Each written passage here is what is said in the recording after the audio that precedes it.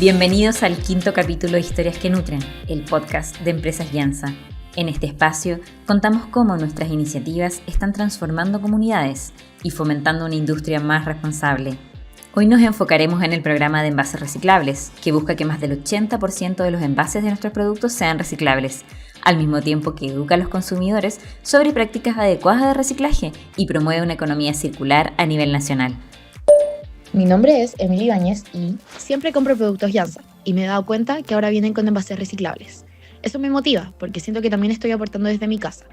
Me gusta saber que detrás de cada producto hay una empresa que se preocupa por lo que pasa después, porque demuestra que realmente piensan en todo el ciclo, no solo en vender. Mi nombre es Francisca Garrido y lo que acabamos de escuchar refleja cómo la innovación y el compromiso con la sostenibilidad pueden transformar la manera en que consumimos y gestionamos nuestros recursos. Para profundizar en el programa de envases reciclables y entender cómo se impulsa la economía circular desde la empresa y la industria en este ámbito, hoy nos acompañan dos personas fundamentales para tratar este tema. Andrea López, jefa de Innovación y Desarrollo de Empresas Llanza, y Macarena Palma, gerente de Marketing y Asuntos Públicos de Resimple, organización que promueve soluciones de reciclaje y reutilización de envases. Bienvenida Andrea, bienvenida Macarena, qué alegría de tenerlas en este quinto capítulo de Historias que Nutren. Vamos a partir con el primer tema, que es origen e inspiración del programa. Andrea, ¿cómo surge la idea de implementar el programa de envases reciclables en Empresas Llanza y qué motivaciones son las que guían esta iniciativa? La iniciativa nace aproximadamente en el año 2020, en concordancia con el primer APL al cual nos adscribimos a partir de SOFOFA. APL de ecoetiquetado de envases. ¿Acuerdo de producción limpia? Sí, acuerdo de producción limpia. Eso fue en el año 2020 y surge desde la iniciativa gerencial para poder prepararnos hacia la mira de la implementación de la ley REP al año 2023. Fuimos la primera empresa en certificar nuestro envase Llanza 1 kilo en el tiempo de pandemia, y ahí tenemos un montón de historias que contar en función de cuáles fueron esos desafíos. Perfecto. Macarena, desde la experiencia de tu organización, ¿cómo ves la importancia de proyectos como este en la transición hacia una economía circular en Chile? Ese tipo de proyectos son absolutamente claves porque finalmente el consumidor necesita encontrar opciones en el mercado y poder elegir en base también a envases sustentables. Entonces el poder, en el caso Llanza, adelantarse a la ley, porque lo hicieron obviamente mucho antes de que la ley entrara en vigencia, permite que la gente se vaya acostumbrando a ver este tipo de envases en el mercado y que puedan ir tomando decisiones mucho más conscientes, mucho más sustentables desde el punto de vista del consumo. Perfecto, hablemos de los desafíos. Andrea, ¿cuáles son los principales desafíos que se encontraron a la hora de certificar los envases y educar a las personas respecto de la reciclabilidad? Mira, los primeros desafíos surgen en la misma mesa de este acuerdo de producción limpia, que participaban aproximadamente 30 empresas del rubro de alimentos y de otros rubros de envases. Desde ponernos de acuerdo cómo íbamos a tener el logo, el color del logo, qué iba a comunicar el logo, el tamaño. Tú sabes que en envases hay una diversidad y un sinfín de diseños y colores, y eso tiene implicancias desde el punto de vista técnico, industrial. También compite, ¿cierto?, dentro de la comunicación al consumidor con la marca y con los textos legales que uno le dice que a la gente, que el contenido neto y otros más. Entonces diría que el primer desafío importante era unificar este sello y ponernos de acuerdo había una frase pequeñita que decía: tiene más del 80% de envases reciclables. ¿Por qué es eso? Porque hay envases que tienen distintos componentes y tú tenías que ser capaz de demostrar por un mecanismo interno que los componentes eran posibles separar y ahí acceder a este sello. Ese fue el primer gran desafío. Y el segundo gran desafío era que teníamos que mandar los envases con los datos técnicos a alguna casa certificadora. Y esto fue en plena pandemia. Entonces activamos mecanismos de enviar envases por courier, comunicándose con las casas certificadoras. Entonces creo que ese es el punto de inflexión, que tú ves que las empresas realmente se comprometieron con este acuerdo de producción limpia en marco de lo que se venía más adelante. Y Macarena, preguntarte un poco lo mismo. En tu experiencia, ¿cuáles son los obstáculos más comunes precisamente que se enfrentan las empresas cuando implementan políticas de reciclaje responsable? Yo creo que el problema que estamos viendo, que hoy día es un obstáculo también para la implementación de la LREP, es la desinformación de los consumidores. O sea que efectivamente, si bien hay iniciativas como la que está hablando Andrea, donde efectivamente el sello permite guiar a las personas, nosotros también igual hemos testeado para entender qué entiende la gente respecto a los símbolos, y hay mucha confusión aún. Entonces yo diría que tenemos el desafío de la educación todavía, tenemos el desafío de educar, de poder enseñarle al consumidor lo que significa el sello. De hecho, me acuerdo cuando testeamos el sello, había gente que decía que solo el 80% del envase se puede reciclar y otro no, quizás la tapa no se puede reciclar, o sea, como que hay mucha confusión. Preguntamos también por los tipos de plásticos también, y la gente nos decía, puede ser la cantidad de veces que se puede reutilizar ese empaque. Entonces hay mucho desconocimiento, y eso es parte, bueno, de la labor que como ecosistema y corresponsablemente tenemos que salir a atacar. O sea, efectivamente a instruir mejor, educar mejor, y que ojalá también el sello pase a ser un sello mucho más universal, porque sabemos que no están todos los productos y envases y embalajes con el sello. No me refiero a Janssen, sino que en el mercado. Entonces, si al consumidor le falta esa información, también le dificulta obviamente tomar las decisiones. Y en ese mismo sentido, ¿cómo Empresas Janssen ha integrado la educación sobre reciclaje en sus estrategias de comunicación con los clientes? Mira, nosotros a través de todo lo que es plataforma de marketing, hemos ido comunicando, explicando un poco qué significaba cada materialidad, explicándole un poco a la gente cómo podía hacer para recolectar o duplicar e ir llevando el producto a los puntos limpios, que también es un gran desafío, que no lo nombró acá Macarena. Y internamente también, campañas internas hacia los trabajadores. Tenemos, por ejemplo, así muy puntual, sectores donde reciben las tapitas de los endulzantes del interior de las plantas. Tú vas depositándolo ahí, tiene alguna asociación que las pueda recibir. Y más que nada es en la comunicación de campañas que hace marketing. Ahí utilizamos bastante ese recurso. Perfecto. ¿Y qué consejos, Macarena, podrían darle para motivar a los consumidores a participar activamente en el reciclaje de los envases? ¿Cómo se convoca a esto? O sea, yo lo primero que diría es que entusiasmar a la gente, que no sienta temor, porque de repente la gente tiene mucho temor de que me voy a equivocar, voy a reciclar algo que no es correcto, lo que sea. Pero lo importante es que la gente empiece a generar la práctica, o sea, que efectivamente empiece a haber una participación ciudadana con respecto al reciclaje. Ahí también, como comentarles que la semana pasada lanzamos un estudio que es el segundo barómetro del reciclaje, y que ahí vemos las barreras. Y las grandes barreras que tiene la gente, por un lado, es lo que decía Andrea, que los puntos limpios o lugares no están cercanos, o no está pasando el camión por su casa, por ende no tienen la práctica diaria o semanal de reciclar. Por otra parte, la gente dice la falta de costumbre, o sea, que no estoy acostumbrada, o sea, hoy día es muy natural echar las cosas a la basura y no pensar en reciclaje. La falta de información también, que es lo que estábamos hablando, y la falta de tiempo. La falta de tiempo incrementó mucho, y ahí solo comentar que las mujeres generalmente son las que se hacen cargo de no solo todo lo otro que ya hacemos, como la mochila, como acordarse que mañana es el jeans day, como que la nana, que esto, que lo otro. Además también reciclamos, sí, también. Entonces la falta de tiempo también es un factor. Entonces yo diría como motivémonos a efectivamente hacer esto. Nosotros estamos también, al igual que decía Andrea, con campañas de marketing, con campañas de educación, capacitaciones a municipios. Trabajamos muy de la mano con los municipios, porque finalmente ellos son el que tiene el aspecto territorial, que conoce su municipio, conoce cómo funciona la gente, etcétera. Y que le pierdan el miedo, que finalmente lo importante es generar el acto y después ir aprendiendo, que hoy día son plásticos, mañana son cartones, al día siguiente son vidrios, o sea, cómo efectivamente voy escalando y subiendo mi nivel de reciclaje en el día a día. ¿Tenemos plantas de reciclaje efectivas que están haciendo la pega? Sí, hoy día lo que pasa es que, bueno, otro de los desafíos que tiene hoy día la ley REP es que desde el punto de vista centralizado, sí, existen plantas de separación, existen plantas de valorización, o sea, el vecino tiene la tranquilidad de que lo que está haciendo no va a terminar mi envase no va a terminar en el vertedero. Ya. Porque si me doy la pega en el fondo de separar, limpiar, lavar. Tú separas en casa, y el camión cuando se lleva el material pasa por una planta clasificadora donde termina de clasificar los envases y todo, y posteriormente una planta de valorización donde se valoriza el plástico, por ejemplo, en este caso, para convertirse en materia prima nueva. Perfecto. Si el desafío es que en regiones, lamentablemente hoy día no está la infraestructura, entonces no significa que terminar en vertedero, lo que va a significar es que hay un costo de traslado logístico que es mucho mayor. Y una huella de carbono. Y todas las otras implicancias que tiene. Yo sumaría ahí un par de desafíos más desde el punto de vista del consumidor. Si bien tú bien dices tiempo, sí. También espacios.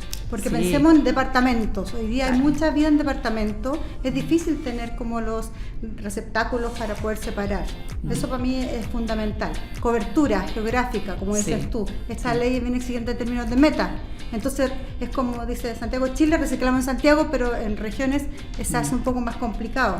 Y también sumaría, pensando en la continuidad de este acuerdo de producción limpia que nos trajo bastante buenos resultados en comunicación, para seguir educando, tener un nuevo sello unificado, que creo que todavía están con el Ministerio de Medio Ambiente, para poder volver a comunicarlo, porque a nosotros nos pasaba que los consumidores nos preguntaban, oye, ¿por qué ahora hay envases que ya no traen el sello?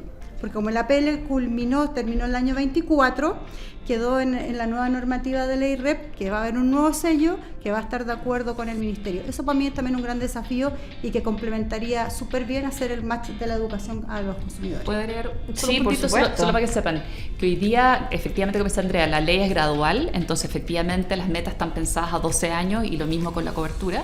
Hoy día, eso sí, solo como para que sepan, Resimple está en 52 comunas a lo largo del país con recolección casa a casa, o sea, de la misma forma que pasa el camión de la casa de la basura, estamos en 52 comunas con el camión que pasa el reciclaje, y ahí empezamos ahora hace poquito con Antofagasta, el año pasado con Concepción, estamos en Coquimbo, La Serena, o sea, efectivamente ya salimos de la región metropolitana, estamos entregando el servicio en regiones, pero claramente nos queda todavía un camino por andar en todas las otras comunas, son 346 comunas a lo largo de Chile, así que todavía nos queda trabajo por hacer. Vamos, que se puede. Vamos. Andrea, ¿qué logros del programa destacan más para la empresa hasta ahora y qué aprendizajes han obtenido? Mira, creo que de los grandes aprendizajes y logros, estandarización interna, porque como tenemos que comunicar esta APL que inició, después lo tuvimos que complementar con la ley REP y para poder ir completando metas, tuvimos que hacer trabajos internos de distintas áreas de la compañía para poder ir resolviendo estas informaciones que se necesitaban para cumplir con esta ley. Y lo más importante es la conciencia. La gente va aprendiendo que no es solo reciclar en envases, sino también mirar lo que hay en el mercado, ver la oferta, entender que a lo mejor hay alternativas de productos que pueden ser mucho más sostenibles en el tiempo y se van involucrando.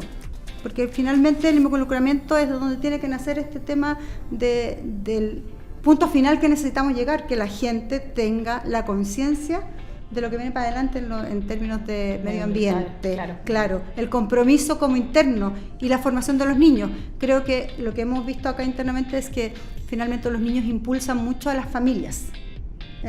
Desde el colegio, que hay harta cultura ahora que antes no tenían. Sí, el colegio hay puntos limpios, mucho. Hay muchos Sí, puntos limpios. Les totalmente. explican a los niños qué es lo Sí. que pueden reciclar, qué es lo que no. Eso, Mundito, este monito que mandan algunas municipalidades, que hay que hacer la foto del reciclaje también. entonces eso, parte de la educación transversal es como que estas generaciones más pequeñas también están siendo motores de cambio en las propias familias. Perfecto. Y Macarena, desde tu perspectiva, ¿qué prácticas o aprendizajes de este programa en particular podrían ser replicables en otras empresas o industrias? Yo creo que son varios, pero yo diría lo primero es efectivamente que la empresa esté full comprometida y ahí es cuando uno ve, nos pasa lo mismo con los municipios, cuando uno ve que el gerente general, que la organización está súper comprometida con el reciclaje, se nota y se nota en las acciones, se nota en los equipos y todo, porque muchas veces nos pasa que hay empresas que están adheridas al sistema de gestión, pero que ninguna otra área conoce el programa, o sea, como finalmente tienes que capacitar a otras áreas para que efectivamente el equipo de marketing viva la sostenibilidad, lo mismo con las otras áreas. Y por otra parte, yo creo que tenemos la responsabilidad de facilitarle al vecino, la vecina, al consumidor, cómo reciclar. Entonces, la práctica de tener un sello obviamente facilita. Si es que tuviesen todos los productos en el mercado el sello, sería súper fácil el momento de decisión. O sea, como que finalmente esto debería ser una decisión súper inconsciente. O sea, yo lo llamo como el momento cero, la verdad. Cuando yo me termino la bebida o me termino de usar un envase, debería ser automático el saber y aprender dónde ¿Dónde va. Sí, y si sello. es basura o no es basura, digamos. Claro. Y ahí levanto el punto que dice Andrea de los espacios. Nosotros estamos haciendo un estudio etnográfico y efectivamente los hogares tienen layout completamente distintos, tienen dinámicas distintas y también nos damos cuenta que hay gente que probablemente nunca va a reciclar porque no cree en el reciclaje, porque hay desconfianza, pero el otro 80 y tanto % que sí cree, ahí es donde tenemos que concentrar los esfuerzos y efectivamente trabajar muy de la mano con los municipios, con las empresas mismas, para que efectivamente podamos sacar adelante este proyecto, que es un proyecto país para nosotros. Buenísimo, vamos cerrando. Tengo una última pregunta para cada una. Partimos contigo, Andrea, mirando hacia adelante. ¿Cuáles son los próximos pasos para aumentar la reciclabilidad y fomentar la economía circular en Empresas Llanza? Mira, desde el punto de vista técnico, te diría que estamos en búsqueda constante de cambios de materialidades de envases. Y hemos ido detectando algunas oportunidades que estamos evaluando. Evaluando significa probar el material, ver si funciona en la máquina, si el producto se mantiene en la condición que requiere el consumidor. Y ahí nos ha costado buscar oferta entre nuestros proveedores de envases. Entonces, para ellos, esto es una cadena integrada. Claro, una cadena integrada. Señores, hagan productos más reciclables. Y señores proveedores nuestros, busquen alternativas, materialidades que vayan cumpliendo con estos requerimientos. Ese es un gran desafío. Podría decirte que ahí tenemos tomado ya algunas tareas muy cercanas, que esperamos que podamos hacer estos cambios para ir cambiando el portafolio, porque tenemos una agenda bien dura de aquí a los próximos años que cumplir en términos de reciclabilidad. Y del punto de vista de la conciencia colectiva, como digo yo, es importante no solo entender la circularidad, como que la gente piensa, no, economía circular, pero yo creo que hoy día ya estamos saliendo un poco, estamos siendo más abarcativos, no sé si es el término exacto, estamos pensando cómo eso puede contribuir a la regeneración, porque finalmente nosotros vivimos en la tierra, que es el suelo, y si el suelo no está sano, todo lo demás que tengamos vamos a tener eventos negativos, incidentales negativos. Así que esos son los compromisos. Por un lado, compromisos concretos de materiales, alternativas, y concientización masiva. Perfecto. Macarena, ¿cómo visualizan la evolución de la industria del reciclaje en Chile y el rol de las empresas en ese proceso? Si miramos los ejemplos de sistemas que se han generado, evolucionado en países de afuera, especialmente en Europa, han sido procesos más largos. O sea, hay que ser bien realista, que, no sé, por la implementación de ley REP en Alemania duró 40 años y no 12 como estamos haciéndolo hoy día en Chile. Y además con alemanes y no con chilenos, que hay también un tema cultural.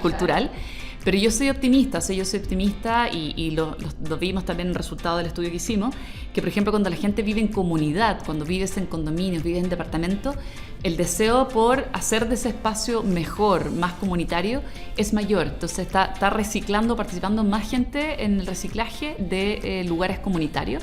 Y yo creo que eso tiene que ver con este sentido de pertenencia, el querer estar en un espacio más agradable, con menos basura.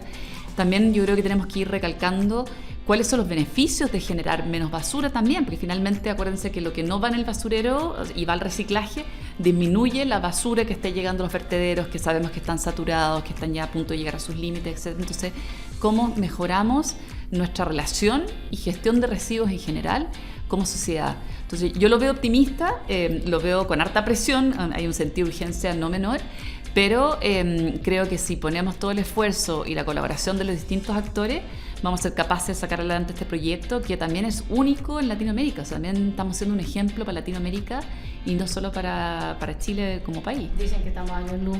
Así es. Dentro de lo que es Latinoamérica. Así es. Les agradezco a ambas por haber participado en este nuevo capítulo y entregarnos su mirada tanto interna de Empresas Llanza como la mirada externa. Y a nuestros auditores decirles que, claro, hoy descubrimos cómo un compromiso concreto con la reciclabilidad y la educación sobre el manejo de envases puede transformar la manera en que producimos y utilizamos los productos, promoviendo un cambio hacia hábitos más responsables y sostenibles. El programa de envases reciclables demuestra que las empresas no solo pueden generar valor económico, sino también contribuir a la protección del medio ambiente y al fortalecimiento de comunidades más conscientes. Si quieres conocer más sobre nuestras iniciativas de reciclaje y envases sostenibles, te invitamos a visitar www.empresasllanza.cl. No te pierdas nuestro próximo episodio de Historias que Nutren, donde hablaremos de otro proyecto que refleja cómo Empresas Llanza está transformando su industria desde adentro. Muchas gracias por acompañarnos y hasta un próximo capítulo. Muchas gracias. Gracias.